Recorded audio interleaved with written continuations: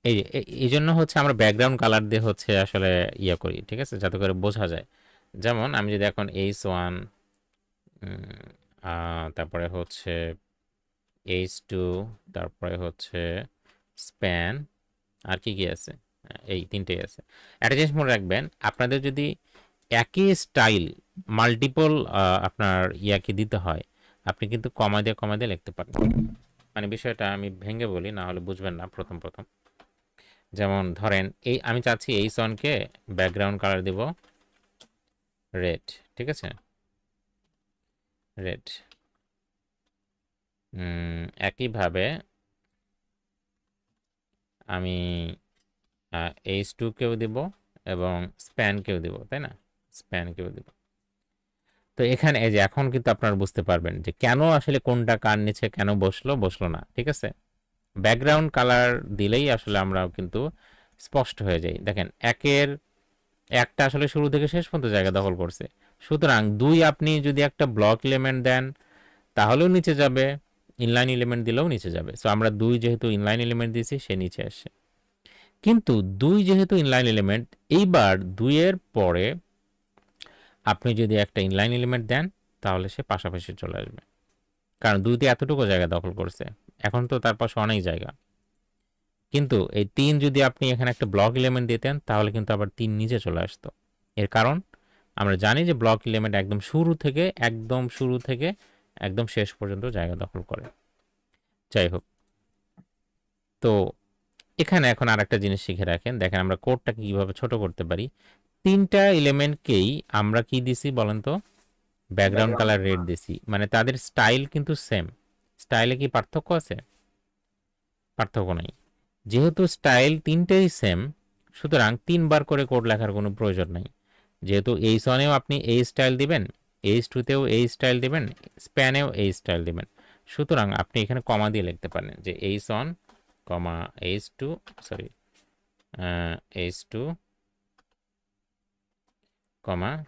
Span. সেই ক্ষেত্রে এই যে এই কোডটা কিন্তু আপনার আর দরকার নেই। বুঝা গেছে? তাহলে এখন কি হবে, H1এও ব্যাকগ্রাউন্ড কালার রেড, H2তেও ব্যাকগ্রাউন্ড কালার রেড, স্প্যানেও ব্যাকগ্রাউন্ড কালার রেড, 3টার কাজ আপনি একসাথে করে দিলেন। কথা কি বুঝতে পারছেন? জি স্যার। ওকে, ঠিক আছে। তো তাহলে আমরা হচ্ছে বেশ কিছু জিনিস নিয়ে আলোচনা করলাম। সো আমরা হচ্ছে HTML এর টাইপ অফ HTML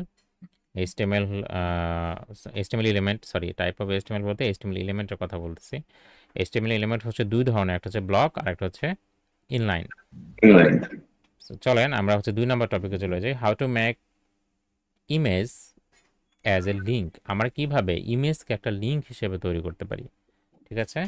অনেক সময় আপনারা বিভিন্ন ওয়েবসাইটে দেখে থাকেন যে একটা ইমেজের উপর ক্লিক করলে অন্য একটা সাইটে চলে যাচ্ছে, ওয়েবসাইটে চলে যাচ্ছে, এরকম হয় না? জি স্যার। জি স্যার, হয় স্যার। তো সেই জিনিসটা আমরা একটু দেখার চেষ্টা করি। ধরেন আমাদের হচ্ছে অলরেডি এখানে মনে হয় ইমেজ আছে, তাই না? আচ্ছা এটা থাক।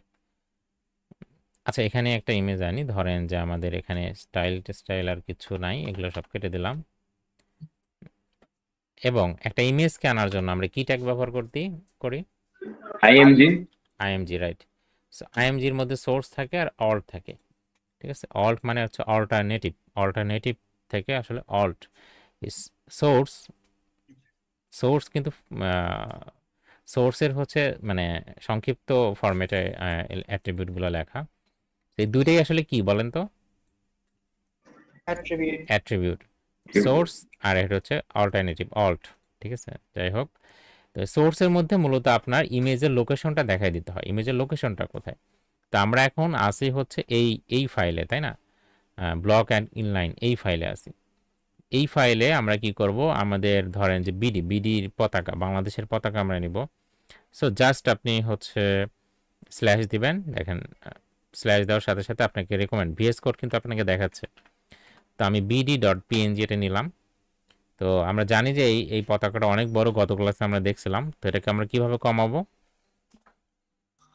উইথ আর হাইটের মধ্যে।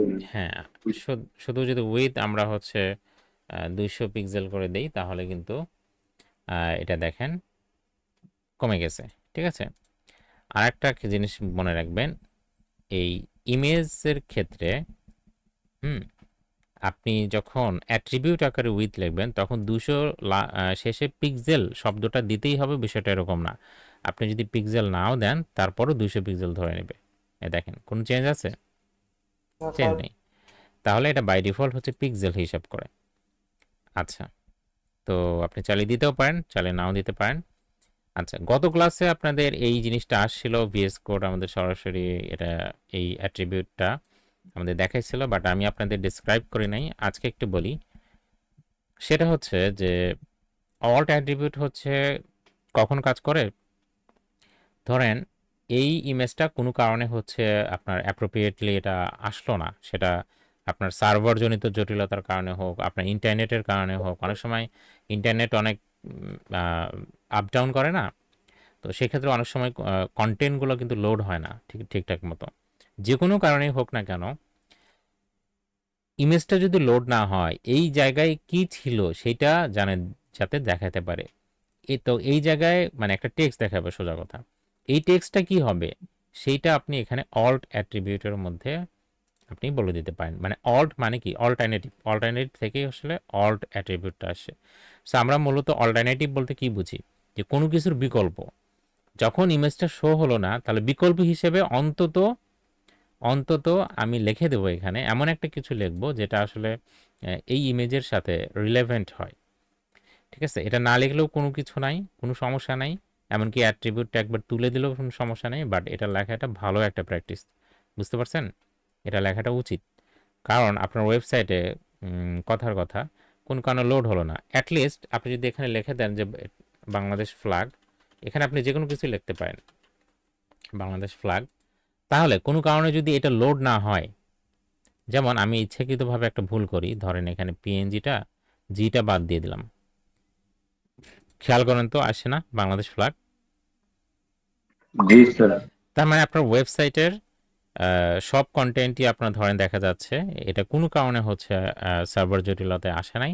অ্যাটলিস্ট আপনি বুঝতে পারতেছেন এখানে একটা বাংলাদেশের পতাকা ছিল, কিন্তু আপনি যদি এটাকে ফাঁকা রাখেন তাহলে এখানে কিছু দেখাবে না। দেখছেন? তাহলে এটা কিন্তু ভালো প্র্যাকটিস না। তো অল্ট অ্যাট্রিবিউটের কাজ হচ্ছে এটা, যে কোনো কারণে ইমেজটা যদি লোড না হয়, সেটার পরিবর্তে অল্টারনেটিভ হিসেবে একটা টেক্সট দেখানো। তাহলে সেই টেক্সটটা আপনি সবসময় কি করবেন, রিলেভেন্ট রাখার চেষ্টা করবেন। এখন আপনি ওখানে ছিল বাংলাদেশের পতাকা, আপনি এখানে এভাবে করে এবিসি লিখে দিয়েছেন, ঠিক আছে, বা কিছু একটা, এর দিক কিছু বোঝা যাবে বলেন তো? না স্যার। তাহলে এই ধরনের জিনিসপত্র আমরা অ্যাভয়েড করার চেষ্টা করব। সরকারি যে ওয়েবসাইটগুলো আছে বাংলাদেশের, ঠিক আছে, মানে মাশাল্লাহ, ঠিক আছে, এগুলো নিয়ে বললে তো অনেক কিছু বলা যায়। সত্যি কথা বলতে 2-3 মাস পরে বাংলাদেশের সরকারি ওয়েবসাইটের সব কিছুই আপনারা ডেভেলপ করতে পারবেন, ব্যাক এন্ড বাদ দিয়ে। মানে 2-3 মাস লাগবেও না, ঠিক আছে, কয়েকটা ক্লাস পরেই আপনারা হচ্ছে যে করতে পারবেন। তো স্যার ওয়েবসাইট বানাইতে পারবো? হ্যাঁ, স্যার ক্লাস শেষে কোশ্চেনটা করবো স্যার। জি জি ঠিক আছে। মানে আমি যেটা বোঝাতে চাচ্ছি যে বাংলাদেশের ওয়েবসাইটগুলো হচ্ছে যে বিভিন্ন গভর্নমেন্ট যে ওয়েবসাইটগুলো এতটাই নোভিস এবং এতটাই ইয়া বেসিক ফিচার, ঠিক আছে, মানে এটা আসলে বলার মানে বাইরে আর কি। ঠিক আছে, যাই হোক, সব কিছু আসলে করাপশন এর ফল। ঠিক আছে, মানুষের মেন্টালিটি ঠিক না হলে কোনো কিছুই ঠিক হবে না।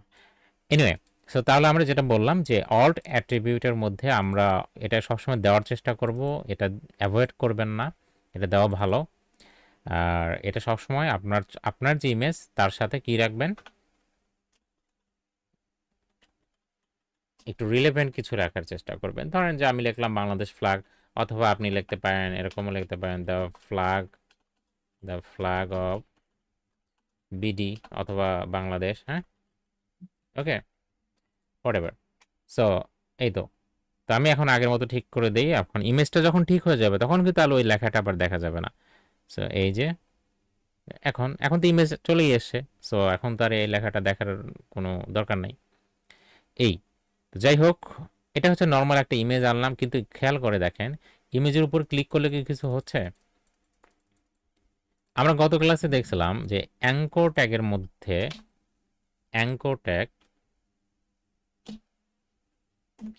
অ্যাঙ্কর ট্যাগের মধ্যে আমরা যদি কিছু একটা লিখি, যেমন হচ্ছে লিখতে পারি যে ভিজিট বাংলা দেশ উইকিপিডিয়া, ঠিক আছে, উইকিপিডিয়া।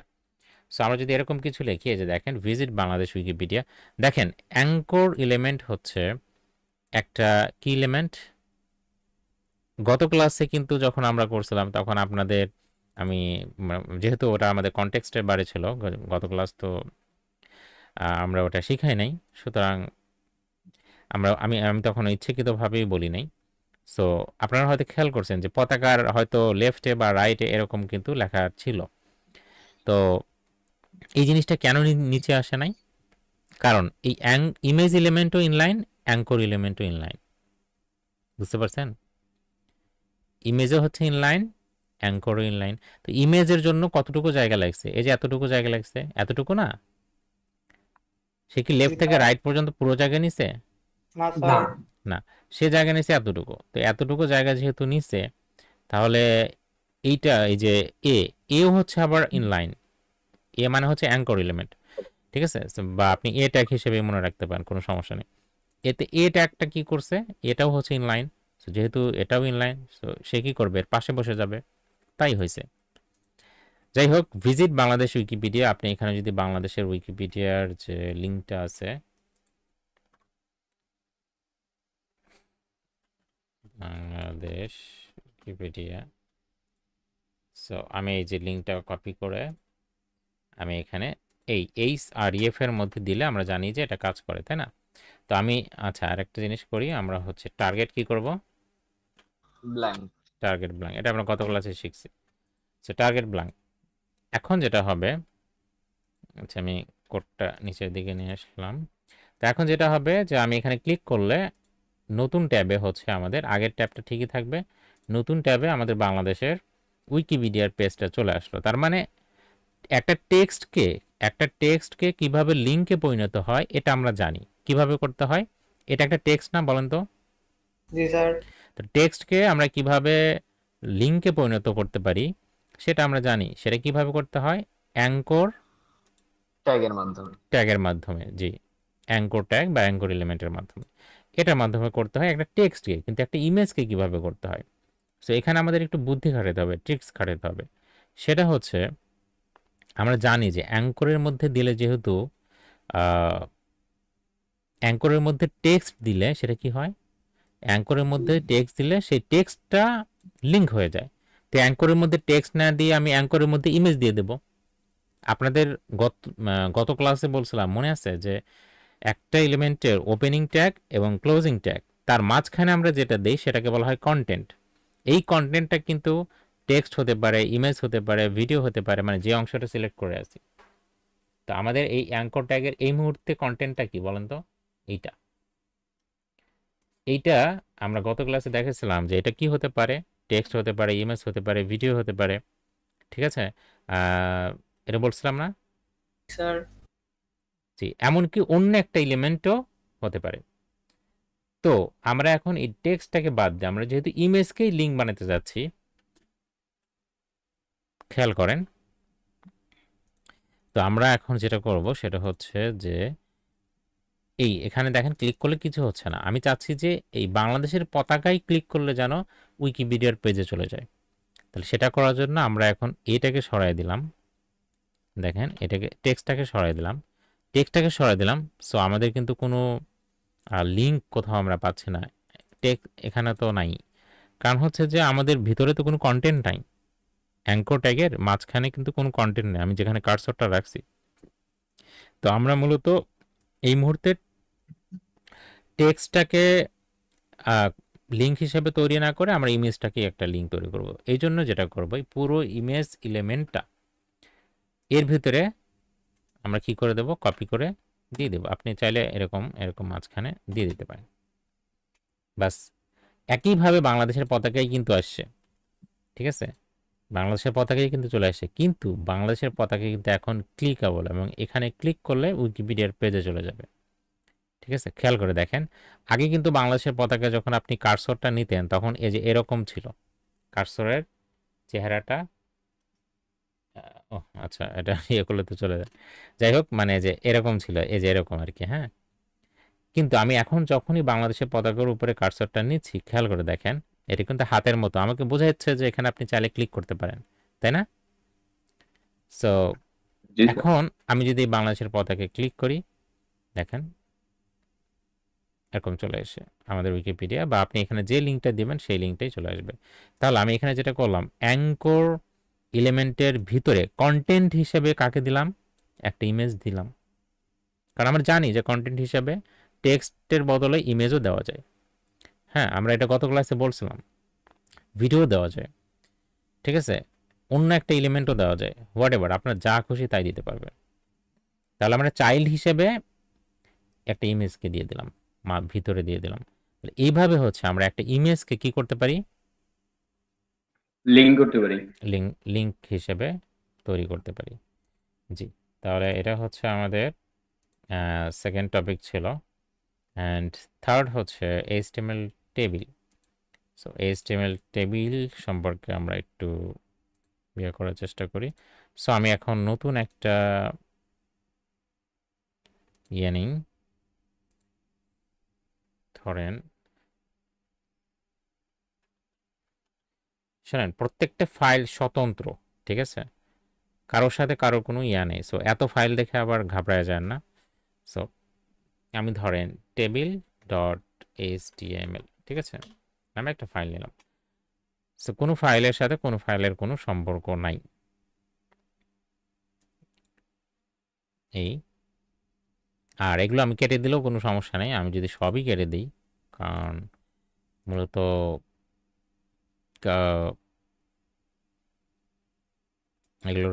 এগুলো তো আপনারা দেখে দেখেই প্র্যাকটিস করবেন।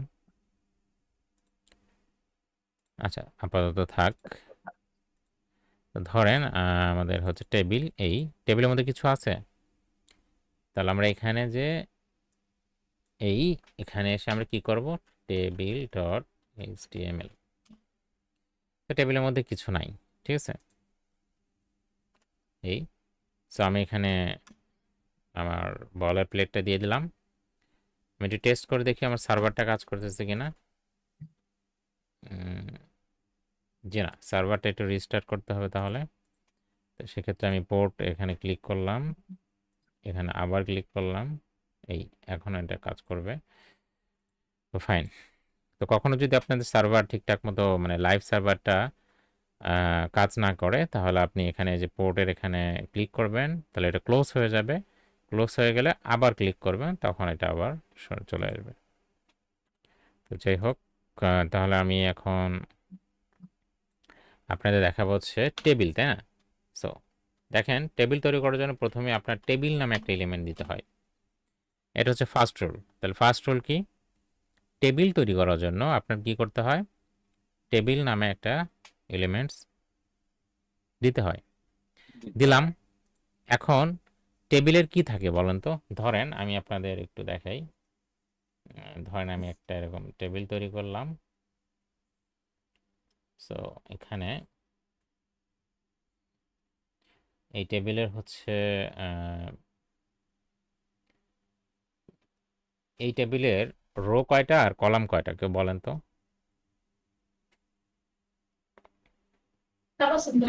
তিনটা। জি, রো তিনটা, কলাম চারটা। জি, রো 3টা আর কলাম হচ্ছে 4টা। দেখেন রো 3টা কোনটা, এই যে লেফট থেকে রাইট বরাবর যেটা, এই যে এটা একটা রো, এটা একটা রো, সরি এটা একটু নিচে হবে, এই যে এটা একটা রো, এটা একটা রো। তাহলে রো হচ্ছে 3টা আর কলাম হচ্ছে উপর থেকে নিচে, তাহলে এটা হচ্ছে 4টা, একটা 2টা 3টা 4টা। সো এই হচ্ছে রো এবং কলাম। তাহলে এখানে সেল কয়টা আছে, সেল বলতে এই যে প্রত্যেকটা ঘরকে, হ্যাঁ প্রত্যেকটা ঘরকে বা স্কোয়ারকে বলা হচ্ছে সেল। তাহলে সেল কয়টা, 12টা। 12টা। কিভাবে, 3 গুণন 4 সমান 12, ঠিক আছে। রো গুণন কলাম সমান সেল, ঠিক আছে। আচ্ছা, তাহলে এটা হচ্ছে আমাদের একটা টেবিল। সো আমাদের টেবিলে ধরেন এরকম থাকতে পারে, আম, কথার কথা যে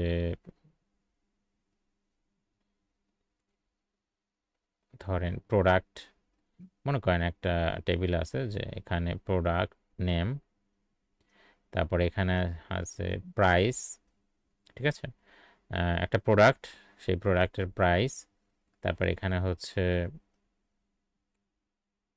স্টক। স্টক মানে হচ্ছে যে ধরেন কয়টা আছে, ঠিক আছে, মনে করেন একটা প্রোডাক্ট 15 পিস আছে, তাহলে এখানে 15 হবে এরকম। আর এখানে আমরা দিব হচ্ছে অ্যাভেলেবিলিটি, ঠিক আছে। আচ্ছা, স্টকই তো অ্যাভেলেবিলিটি। এখানে আমরা আরেকটা কি দিতে পারি, ধরেন প্রাইস, আচ্ছা ধরেন ডিসকাউন্ট, ঠিক আছে, কি দিলাম, ডিসকাউন্ট, মানে এই প্রোডাক্টে কোনো ডিসকাউন্ট আছে কিনা, থাকলেও সেটা কত, মনে করেন এটা 15%, এটা হচ্ছে 20%, এরকম আর কি। সো প্রোডাক্ট নেমের ক্ষেত্রে মনে করেন আপনি প্রথম একটা প্রোডাক্ট দিলেন, ঠিক আছে, মনে করেন মেরিল, ঠিক আছে, মেরিল সোপ বা কিছু একটা, প্রাইস হচ্ছে কত, 60 টাকা মনে হয় না। স্টক মনে করেন যে এটা 15 পিস আছে, হ্যাঁ। তারপরে এখানে আপনারা দিতে পারেন কি,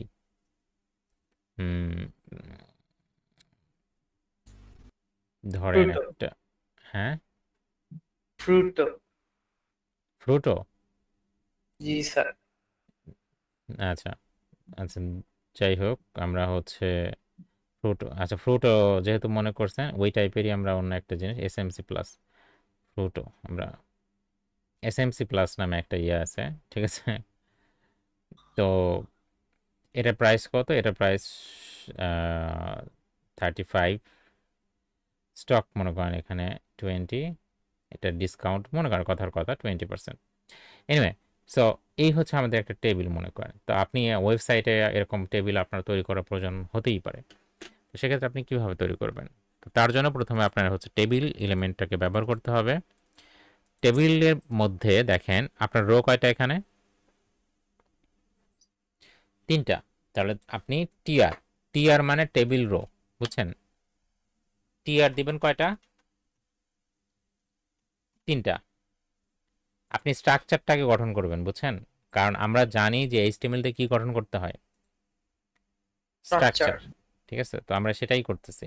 দেখেন টেবিল তৈরি করার জন্য ফার্স্ট স্টেপ কি, স্টেপ নাম্বার 1 যে টেবিল এলিমেন্ট দেওয়া, ঠিক আছে। সো আমরা টেবিল এলিমেন্ট দিলাম। সেকেন্ড স্টেপ হচ্ছে কতগুলো রো, আপনার এই টেবিলের রো কতগুলো সেটা দিবেন। তো যতগুলো রো ততগুলো টিআর দিবেন। আমার এখানে রো কতগুলা, 3টে। 3টা। আমি টিআর তাহলে কয়টা দিলাম, 3টে। 3টা। প্রত্যেকটা রোতে কয়টা করে সেল আছে, সেল মানে ঘর, 4টে। 4টা। তাহলে আপনি এই প্রত্যেকটা টিআর এর ভিতরে সেলকে, প্রত্যেকটা সেলকে রিপ্রেজেন্ট করার জন্য এইচটিএমএল এর টিডি নামে এলিমেন্ট ব্যবহার করতে হয়, বুঝতে পারছেন?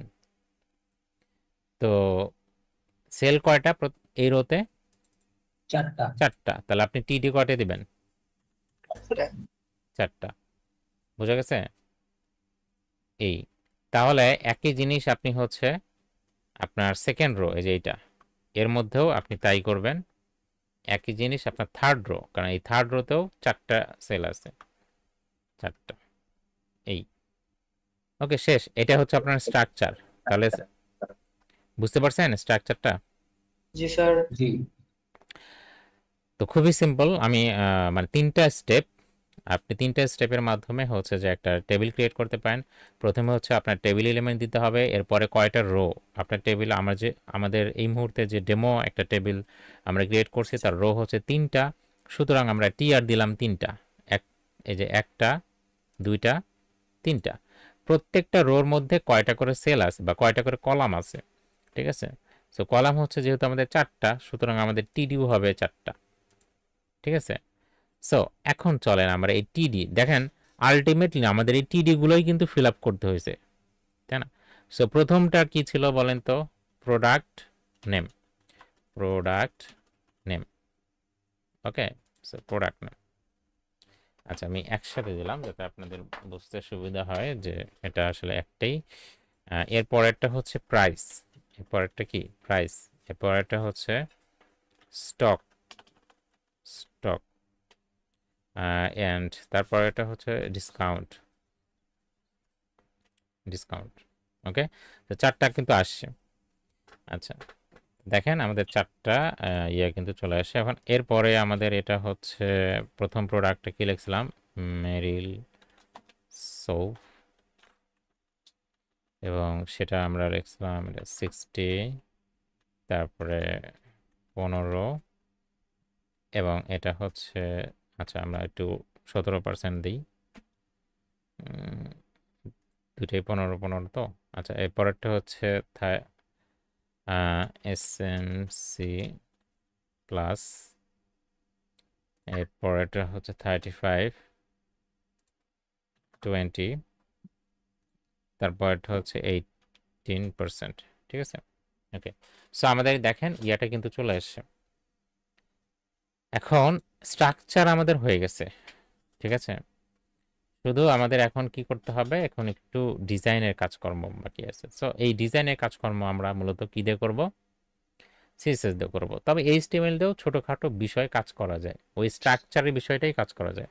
যেমন স্ট্রাকচারটা কিন্তু আমাদের পুরোপুরি হয় নাই, একটা টেবিল তৈরি করতে গেলে মাঝখানে লাইন টাইন থাকা দরকার, ঠিক আছে। যাই হোক, যদিও এইচটিএমএল এ এটাই হচ্ছে স্ট্রাকচার, মূলত এই হচ্ছে স্ট্রাকচার, আর এর উপরে আপনি সিএসএস দিবেন, ঠিক আছে। তো ধরেন আমি হচ্ছে এখানে সিএসএস দেওয়ার জন্য আমি কি করব, স্টাইল স্টাইল ট্যাগ লিখবো, তাই না। আমি ইন্টারনাল সিএসএস দেব। সো ইন্টারনাল সিএসএস দিয়ে আমি প্রথমে দেখেন আমি একটা বর্ডার দিব, ঠিক আছে।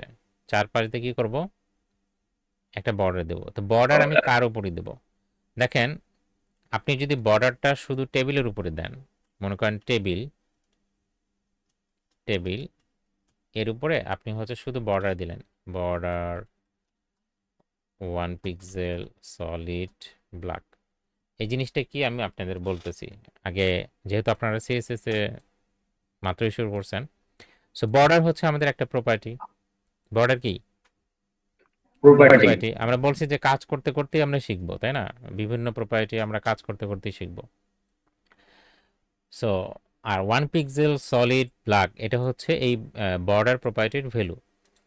তো আপনি যদি কোনো একটা ইয়াকে লাইক কোনো একটা এলিমেন্টের চারপাশ দিয়ে একটা বর্ডার দিতে চান, ঠিক আছে, হ্যাঁ, মানে এরকম একটা লাইন দিতে চান চারপাশ দিয়ে। সো বর্ডার মানে বুঝতেই পারতেছেন, মনে করেন বাংলাদেশ, সো বাংলাদেশের চারপাশ দিয়ে বর্ডার আছে না, তো সেটাই আর কি।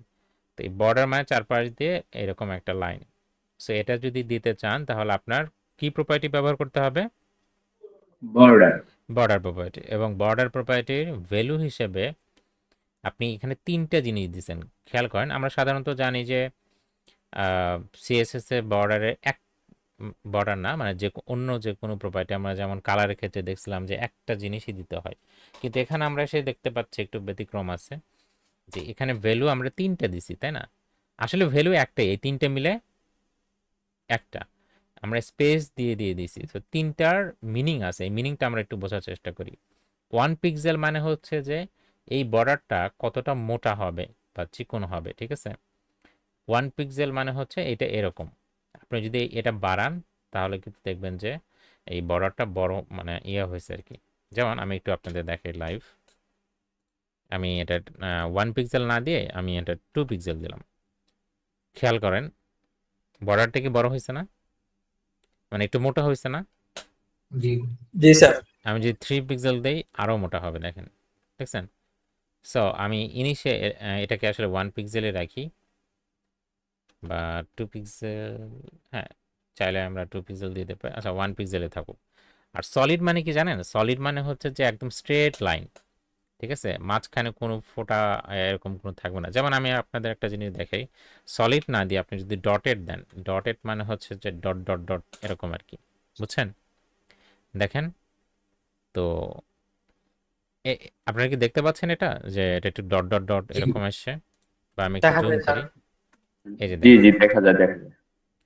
সো এই তো এটা ডট ডট ডট চলে আসে, এই জন্য এটার নাম হচ্ছে ডটেড। সো আমি এটা ডটেড না দিয়ে তাহলে সলিড দিলাম আগের মতোই। আর এটা ব্ল্যাক মানে হচ্ছে এই বর্ডারের কালারটা কি হবে, বুঝছেন? তাহলে একটা বর্ডার প্রপার্টি দিয়ে আমরা কিন্তু তিনটা জিনিসকে হ্যান্ডেল করতে পারতেছি। কালারটা কি হবে, আমরা বর্ডারের কালার ব্ল্যাক দিছি, সো ব্ল্যাক না দিয়ে আপনি যদি রেড দেন তাহলে কিন্তু বর্ডারের কালার রেড হবে। খেয়াল করছেন? এবার এই যে বর্ডার, এই হচ্ছে বিষয়। তাহলে এখন বর্ডারের মধ্যে যে তিনটা জিনিস, হ্যাঁ বর্ডারের মধ্যে যে তিনটা ভ্যালু আমরা দিছি, এই তিনটা ভ্যালু কোনটা কি কাজ করে বুঝতে পারছেন? জি স্যার। প্রথমটা হচ্ছে বর্ডারটার উইথ, মানে এটার প্রস্থ, ঠিক আছে, কেমন হবে, ঠিক আছে, মোটা হবে না চিকন হবে সেই জিনিসটা ডিটারমাইন করার জন্য। পরেরটা হচ্ছে যে এটা কি একদম স্ট্রেট লাইন নাকি এটা ডট ডট থাকবে, সেটা হচ্ছে ডিটারমাইন করার জন্য। আর তারপরেরটা হচ্ছে বর্ডারের কালারটা কি। Simple staff. তো আমরা বর্ডারটা শুধু টেবিলের উপরে দিলে আমাদের জিনিসটা কিন্তু টেবিল টেবিল ফিল হচ্ছে না। তো আমাদের এটা কিন্তু টেবিল ডেটার মধ্যেও দেওয়া দরকার, ঠিক আছে। হ্যাঁ, এই যে দেখেন টেবিল ডেটা, প্রত্যেকটা টেবিল ডেটার মধ্যে একটা করে আমরা বর্ডার দিয়ে দিলাম। কিন্তু এখন একটা সমস্যা হয়ে গেল। সমস্যাটা কি, যে একটা লাইন দুইবার আসতেছে।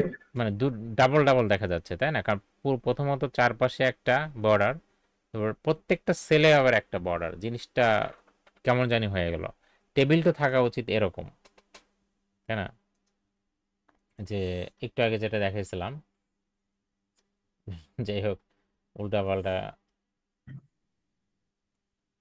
মানে আঁকাও কি উল্টা পাল্টা এটা।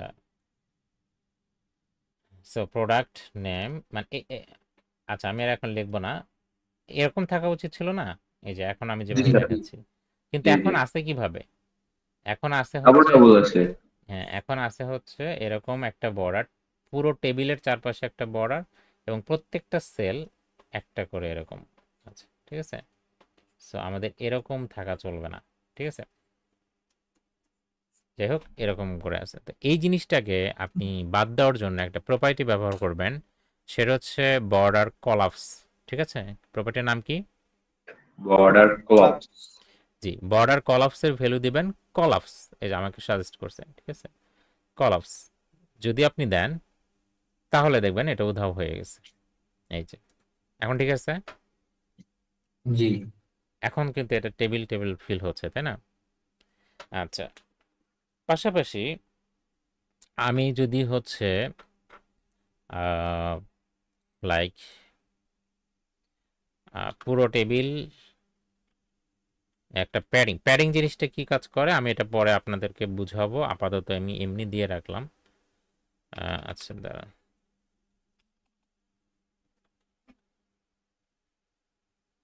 এই ঠিক আছে, তাহলে জিনিসটা দেখতে কিন্তু এখন আরো সুন্দর লাগতেছে, ঠিক আছে। আচ্ছা, প্যাডিংটা, প্যাডিং এবং মার্জিন এটা নিয়ে আমাদের আলাদা সেকশন আছে, ওই সেকশন আমি প্যাডিং মার্জিনটা দেখাবো, ঠিক আছে। তো আপাতত জাস্ট আমি দিয়ে রাখলাম, এটা আমি তখন দেখাবো, হ্যাঁ, কারণ একটার মধ্যে আর একটা খুব বেশি যদি ইয়ে করতে যায় তাহলে এলোমেলো হয়ে যাবে।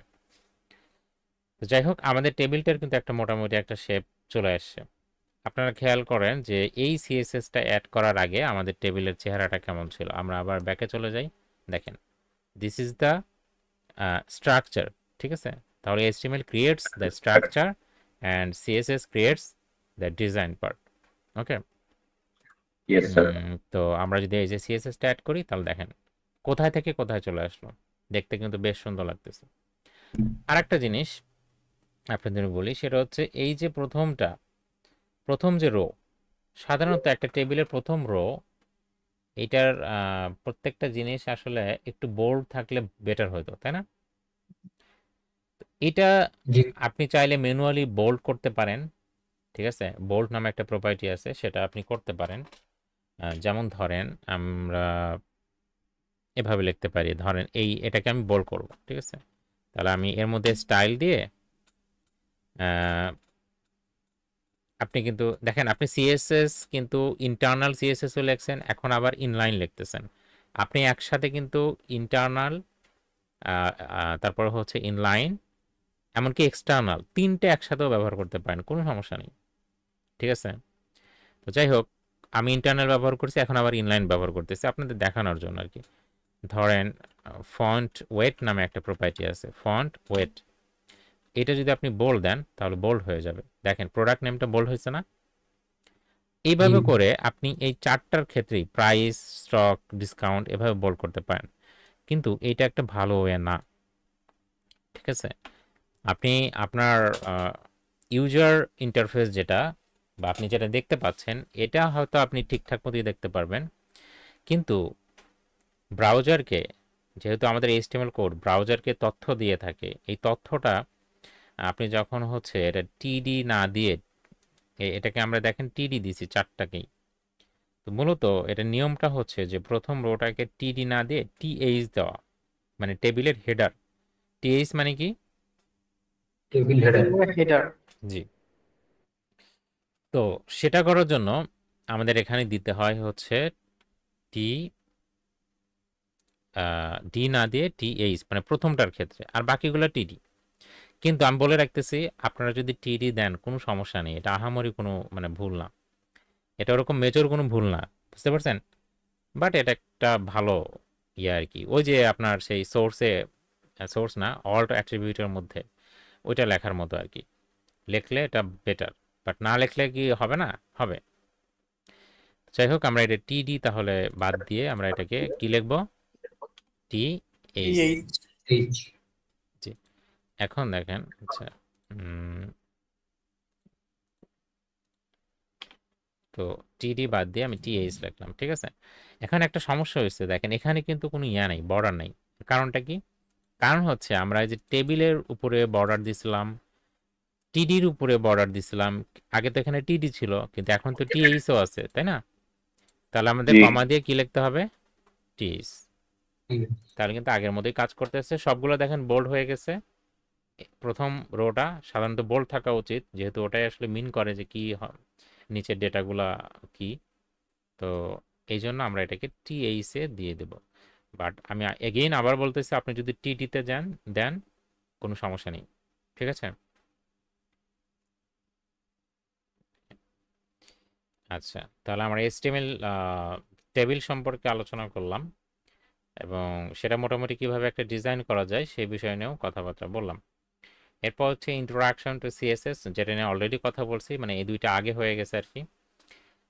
ইন্ট্রোডাকশন টু সিএসএস সম্পর্কে বেসিক ধারণা, এবং হচ্ছে সিএসএস কয়ভাবে লেখা যায় সেটা নিয়েও আমরা হচ্ছে কথা বলছি। একটা হচ্ছে ইনলাইন সিএসএস, একটা হচ্ছে ইন্টারনাল সিএসএস, আর একটা হচ্ছে এক্সটার্নাল সিএসএস।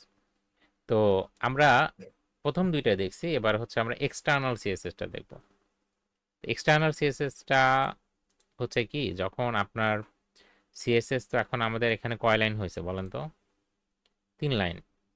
3 লাইন না হয়ে এখানে যদি লাইক 300 লাইন হয়, তাহলে HTML ফাইলের ভিতরে 300 লাইনের সিএসএস, তার মধ্যে আবার HTML মানে একটু হজবরলা, দেখতে একটু ইয়া লাগে যায়, বুঝছেন? তখন আপনি যদি একটা সেপারেট ফাইলে সিএসএস ফাইল, একটা আলাদা ফাইল খোলেন এবং সেখানে সিএসএস কোডটা সেপারেট আলাদাভাবে রাখেন, তাহলে জিনিসটা একটু সুন্দর হয়। মনে করেন একটা রুমে 10 জন আসেন, ঠিক আছে? এখন 10 জন, যেটা আসলে রুমে আসলে মানে ঠিকঠাক মতো ইয়া হয় না, তাহলে আপনি 2-3 জনকে যদি আলাদা করে দেন, তাহলে জিনিসটা কিন্তু আর কি হয়, ভালো হয়। তো এখানেও জিনিসটা ওরকম যে 300 লাইনের সিএসএস কোড, এটাকে আপনি যখন লিখবেন তার নিচে আবার HTML, এটা আসলে বেশ দেখতেও, এটা মেনটেন করাটাও ঝামেলা এবং দেখতেও খুব একটা ভালো না। যখন আপনার মোটামুটি ছোট কোড লাইক 15-20 লাইন, তখন আপনি এভাবে লিখতে পারেন। কিন্তু এগেইন যদি আপনি লেখেন, আপনাকে কেউ বাধা দেবে না, সেটা কিন্তু কাজ করবে। তবে এটা ভালো প্র্যাকটিস না। যখন বেশি কোড বেশি হয়ে যাবে, তখন আমরা আলাদা ফাইল ক্রিয়েট করব। এটাই হচ্ছে এক্সটার্নাল, ঠিক আছে? সো আলাদা ফাইল কিভাবে ক্রিয়েট করতে হয় চলেন আমরা দেখি। ধরেন আপনি এখানে, আমরা গত ক্লাসে বলছিলাম যে এই যে নিউ ফাইল এখানে ক্রিয়েট করে আমাদের একটা ফাইল ক্রিয়েট করতে হয়। তো আমি ধরেন এটার নাম দিলাম স্টাইলস, ঠিক আছে? স্টাইলস ডট সিএসএস নাম আপনি যেটাই দেন, এগেইন আমি বলছি আপনার এক্সটেনশনটা কিন্তু দিতে হবে ডট সিএসএস, তাহলে একটা সিএসএস ফাইল ওপেন হবে। এই তো এটা কিন্তু একটা সিএসএস ফাইল, এটা কিন্তু এইচটিএমএল না, ঠিক আছে, কারণ এইচটিএমএল ফাইলের এক্সটেনশন হিসেবে থাকে ডট এইচটিএমএল আর এখানে আছে সিএসএস। তো যাই হোক, এখন এই কোডটাকে আমি হচ্ছে জাস্ট কাট করে এখান থেকে আমি এখানে পেস্ট করে দিলাম। ওকে ফাইন, পেস্ট তো করে দিলাম, এটা কাজ করতেছে না, ঠিক আছে, খেয়াল করেন এটা কিন্তু কাজ করতেছে না। কেন কাজ করতেছে না? এখানে আমাদের একটা ছোট্ট একটা কাজ করতে হবে, সেটা হচ্ছে তার আগে এটা আমরা কেটে দিই যেহেতু এটা আর কোনো প্রয়োজন নাই। দেখেন এখানে আমরা যেহেতু মাল্টিপল ফাইল ক্রিয়েট করা যায়, মাল্টিপল এইচটিএমএল ফাইল ক্রিয়েট করা যায় নিউ ফাইলের মাধ্যমে, অথবা মাল্টিপল সিএসএস ফাইল ক্রিয়েট করা যায়। এখন কোন এইচটিএমএল এর সাথে কোন সিএসএস এর সম্পর্ক বা কার সাথে কে কানেক্টেড থাকবে এটা আপনার বলে দিতে হবে না?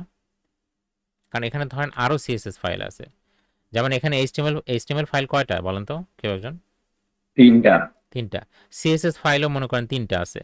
এখন কার সাথে কার সম্পর্ক, ঠিক আছে, এটা আপনার তো বলে দিতে হবে, আদারওয়াইজ আসলে কোন স্টাইলটা কার মধ্যে বসাবে এটা তো এইচটিএমএল ফাইল বুঝবে না।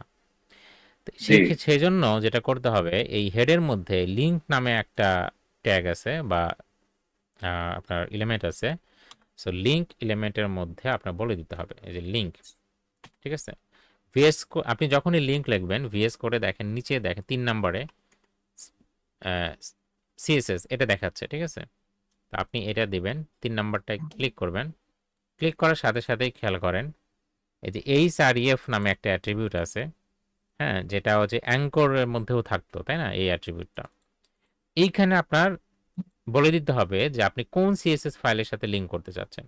তো আমাদের সিএসএস ফাইল দেখেন তো কোথায় আছে, এই যে এখানে আছে, তাই না, এবং এটার নাম কি? styles.css। হ্যাঁ, তাহলে কার সাথে কার সম্পর্ক এটা কিন্তু আমরা নাম দিয়েই তো করি, তাই না, যে অমুকের সাথে অমুকের সম্পর্ক, বা তারা হচ্ছে এই দুজন হচ্ছে এরা ফ্রেন্ড। তাহলে আমাদের এই টেবিল বর্তমান কার সাথে ফ্রেন্ড? স্টাইলস.css, ঠিক আছে। তো আমাদের এখানে একটা এস দিতে হবে, আমরা এখানে স্টাইলস নামে ফাইলটা ক্রিয়েট করছি, তো এস দিলাম। দেখেন এখন কিন্তু সব কাজ করতেছে, মানে আমাদের সিএসএসটা কিন্তু এখন কাজ করতেছে। তাহলে এই যে আলাদা একটা ফাইল ক্রিয়েট করলাম এবং সেই ফাইলের মধ্যে হচ্ছে আমরা সিএসএসটাকে লিখলাম, এই কনসেপ্টটাকে বলা হয় এক্সটার্নাল সিএসএস। এক্সটার্নাল মানে কি? মানে হচ্ছে বাইরে, তাই না। তাহলে এই সিএসএস কোডটাকে আমরা বাইরে নিয়ে আসলাম। তাহলে 3 ধরনের মানে 3 ভাবে সিএসএস কোড লেখা যায়, ঠিক আছে, এবং আমরা বলছি তিনটা জায়গায় লেখা যায়, এটাও বলছিলাম না, 3টা স্যার। প্লেস। তো 3টা জায়গায় লেখা যায় মানে কি দেখেন তো, ইনলাইন সিএসএস কোথায় লেখা যায়? ইনলাইন সিএসএস হচ্ছে এলিমেন্টের ভিতরে সরাসরি, আচ্ছা। আর ইন্টারনাল লিখতে হয় হচ্ছে হেডের মধ্যে স্টাইল ট্যাগের মাধ্যমে। তাহলে এটার লোকেশন আর এটার লোকেশন কিন্তু এক না, ঠিক আছে। আর এক্সটার্নাল লিখতে হয় আলাদা ফাইল ক্রিয়েট করে, এই হচ্ছে বিষয়, ঠিক আছে। বুঝতে পারছেন সিএসএস ফাইল 3 জায়গায় যে লেখা যায়? জি স্যার। জি স্যার। জি, তাহলে আমাদের 5 নাম্বার টপিকও কভার হয়ে গেল। তো এই হচ্ছে বিষয়। তো আজকের ক্লাস এ পর্যন্তই থাকবে ইনশাআল্লাহ। এখন আপনাদের কারো কোশ্চেন থাকলে এখন বলতে পারেন।